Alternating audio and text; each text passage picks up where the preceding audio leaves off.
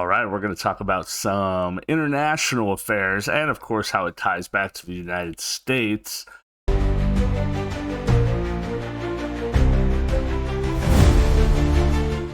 The European Union has decided to freeze aid to Ukraine over Zelensky's, what they're calling, a power grab.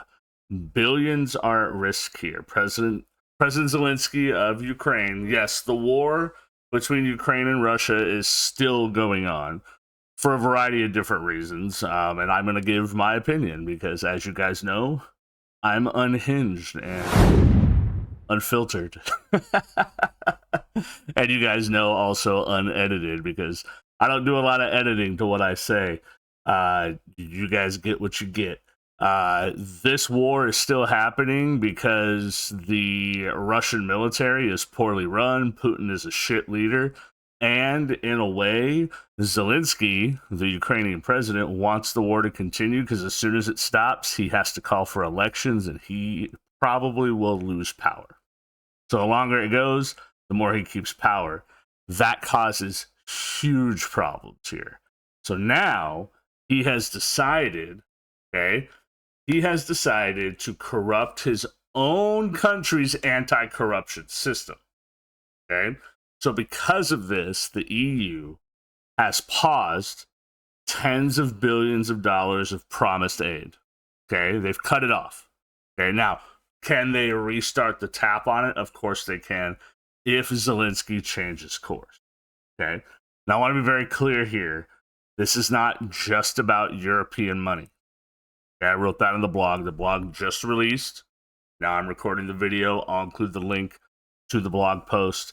I put it on Veterans Perspectives and on the Econ Pathfinder because I thought it had a connection to both.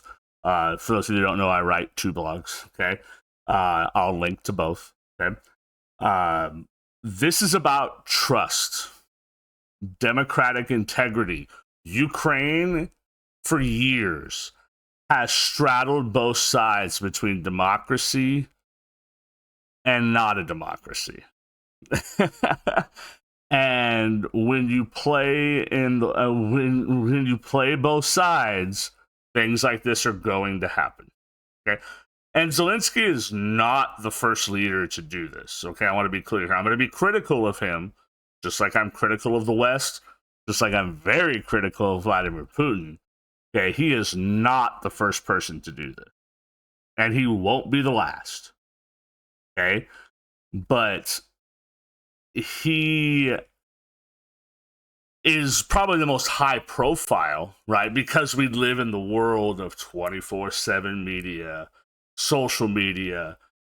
Get out there and do this first. This happened about a week ago. I didn't release right away. I don't do that. I'm not 24/7 media. I like to research things, see how things play out before I make decisions. I have a degree in political science. I know better, right? I'm not like these ass clowns at the New York Times, at Fox News and shit like that, right? I like to see how things play out before I make choices, okay? So it's about whether also here in the United States, take a US-centric view, right? Because I am an American, whether we should continue to send our tax dollars to Ukraine.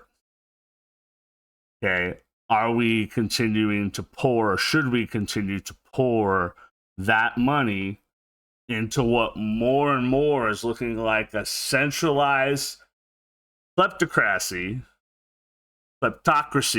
I think that's how you say it, than a struggling democracy? Because it feels like shit's being stolen. Money's being stolen. Money's being missing. And that's a bold statement to make. But it's a statement I think might be true. So what just happened? July 23rd, about a week ago, 7 days from today, today's the 30th of July, okay? Zelensky signed a new law, officially known as Bill number 12414. This law strips independence from two Ukrainian anti-corruption agencies. Okay? the National Anti-Corruption Bureau of Ukraine, NABU, NABU, and the Specialized Anti-Corruption Prosecutor's Office, SAPO, SAPO. These institutions were specifically created to investigate and prosecute high-level corruption without political interference. Basically, they were made to make sure that the money they were receiving to navigate the war against Russia was being used for that purpose and not to be taken by the elite, Zelensky and his cronies. Those offices are now under control. They are no longer independent. That is a fucking problem. That's a problem. So now those agencies are placed under control of the prosecutor general, who was a friend of Zelensky's. So Zelensky has effectively handed the power to interfere. The government can now interfere in corruption investigations back to the political class. So the political class can interfere in corruption investigations. Again, this is a problem. Billions of dollars, pushing trillions of dollars over the course of this war have been sent to support Ukraine. Right? We want to make sure that that money is used for its purpose. These changes, NABU and SAPO, were supposed to ensure that that happened on the Ukrainian side of things. It should have happened from the beginning. But it eventually happened, and now it changed.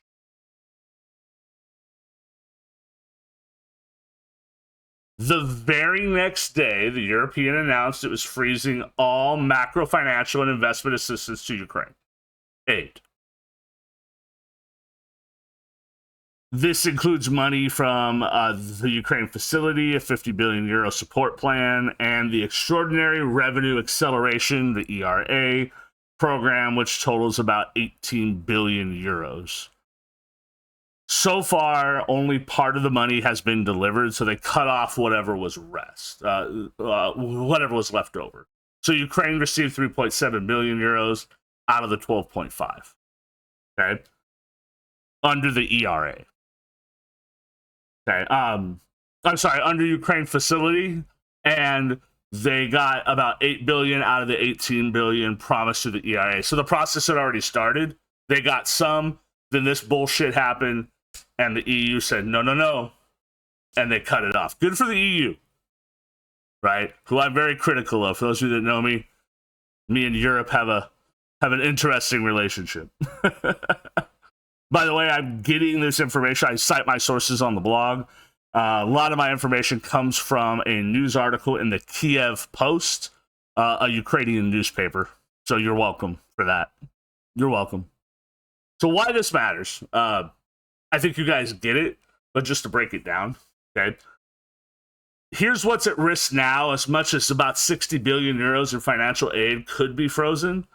$30 billion budget gap for Ukraine in 2025 for the rest of 2025.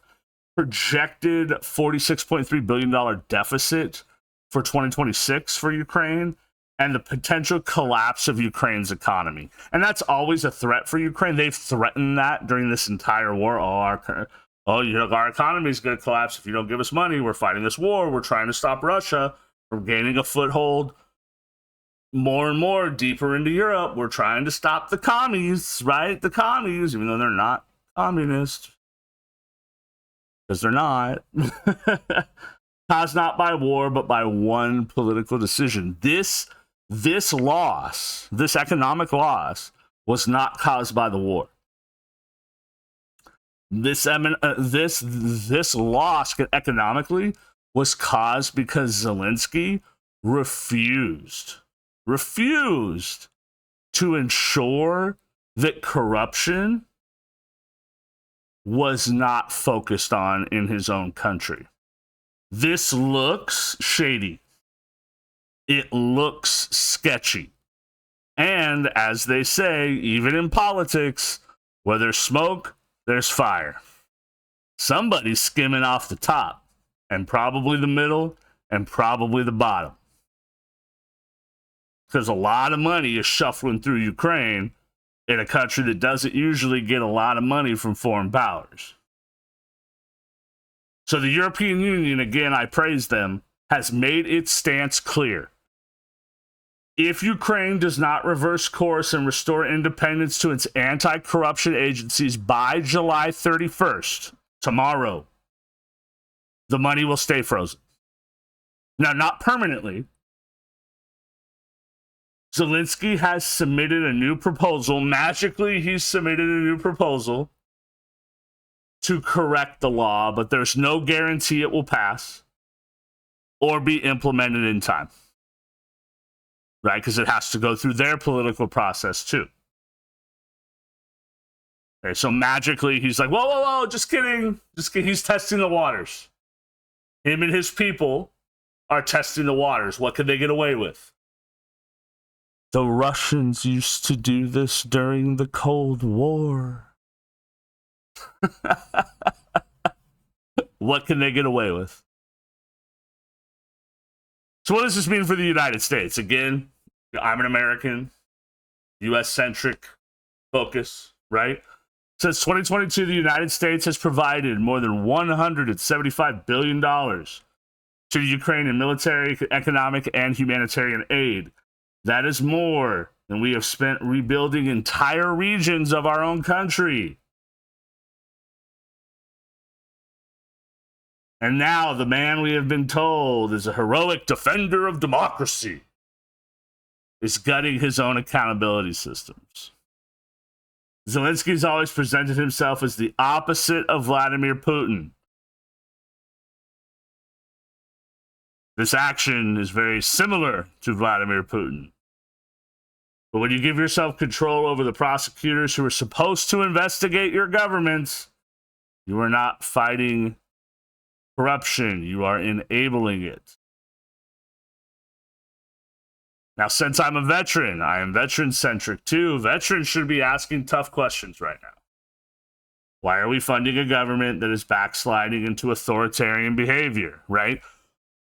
To my friends on the far left, to my radical left friends, not the normal left, to my radical left friends who are upset about a jeans commercial saying that it's 1940s, even though you really mean 1930s Germany, because jeans and jeans. This is what you should be upset about. Not a jeans commercial.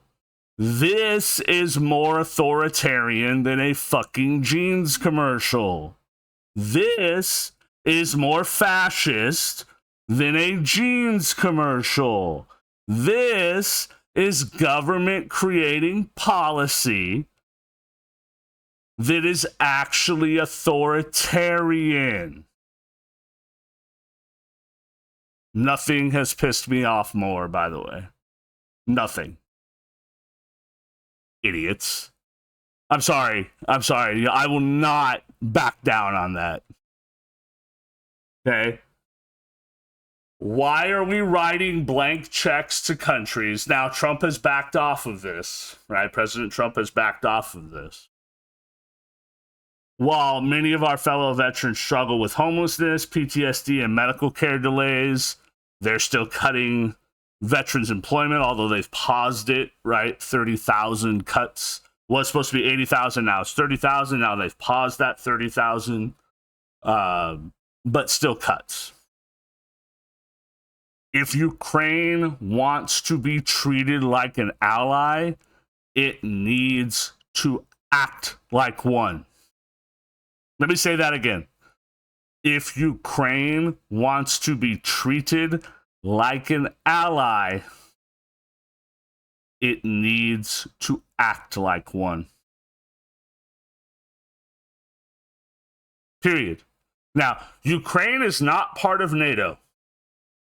The only reason we're pumping and dumping money into Ukraine like it's a cheap hooker is because Russia's fucking with them. Y'all know that, right? That is the only reason. If it was Russia or China, if it was any other country, we'd be like, all right, who cares? If you can't beat those two, or like if you can't beat anyone else, okay. I don't give a fuck. We're giving them a bunch of money to fuck with Putin, to make sure he stays in check, to make sure he stays on his side of whatever line we've drawn. That's the only reason Ukraine gets to play in this pool with the big boys. So for all those people out there who think Ukraine is special, they're not. They're not special. Ukraine provides nothing of value on the geopolitical scale. And if you think they do, you are wrong.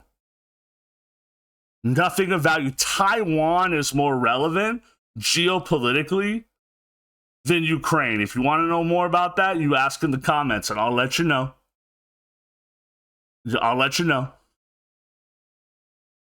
Zelensky literally just shot his own country in the foot. Maybe in the thigh.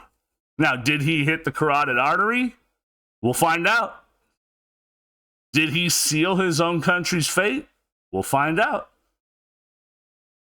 There's a difference between being a wartime leader and being a smart leader.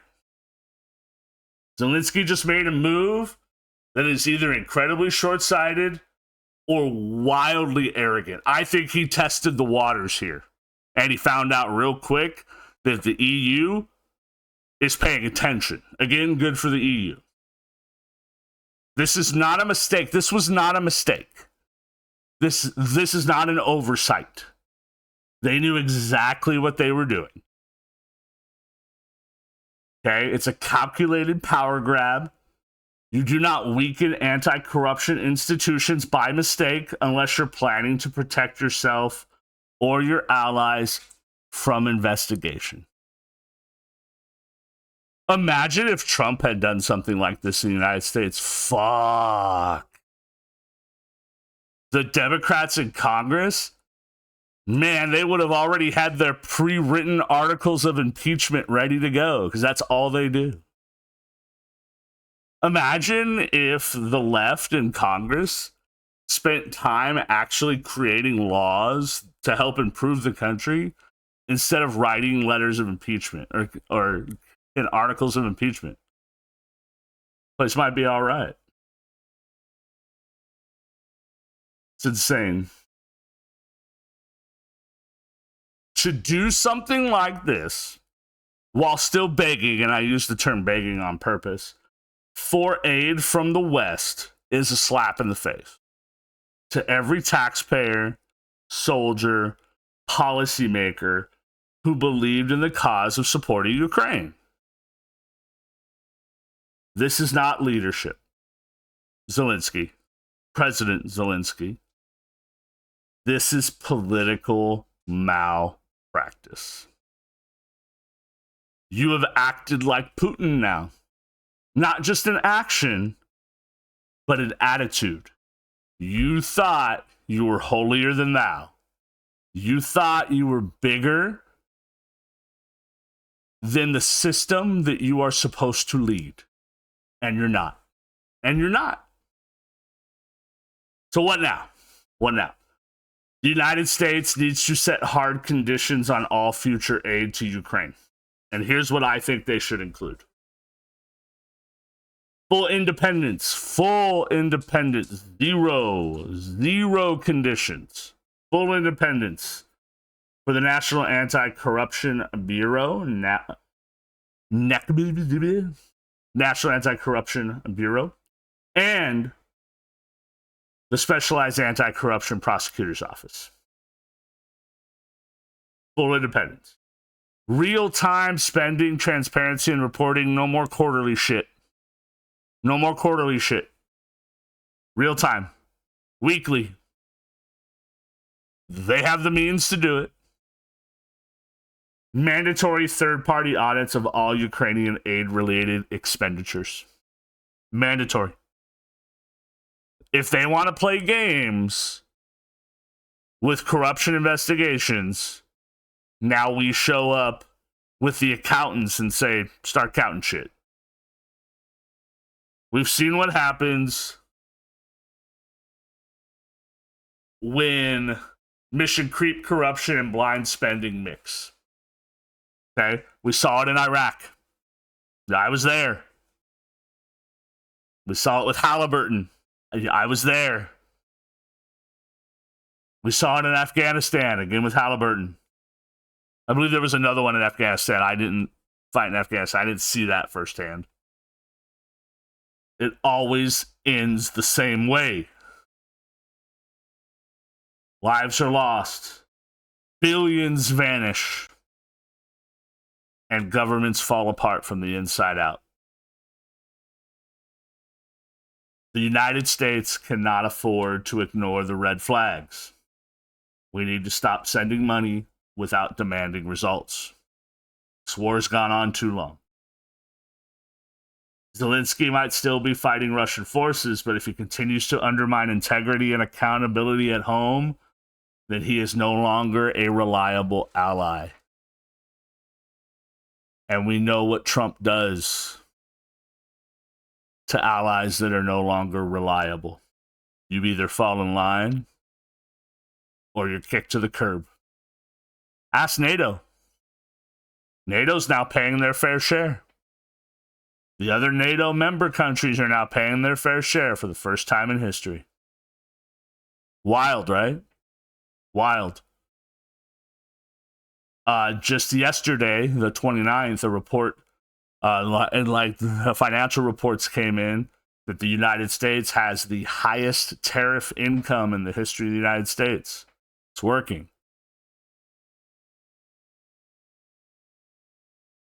This goes along with that. Because it's aid, it's money. Money spent. Business. Business. And people are going to cry morality. Oh, it's Ukraine, it's Russia, it's this, it's that. No. If you're going to fuck around with corruption investigations, you don't get money. Live up to your end of the bargain. Period. All right. Let me know what you think about this down in the comments. What should the United States do? Should we cut it off now? Should we have conditions? What should Ukraine's responsibilities here be in terms of corruption investigations? What should the European Union continue to do? Should they just cut off aid instead of freeze it? Should they lessen the aid because Ukraine decided to fuck around? Because there's no real find out here. It's frozen. If they make changes, they get it back, right? So they're not really finding out yet. Just I'm curious as to what you guys think about in terms of this. So let me know down in the comments. Make sure you guys like and follow, subscribe. I will also leave the link down to the blogs. Make sure you guys subscribe to those as well. It's completely free. I don't paywall my blogs yet.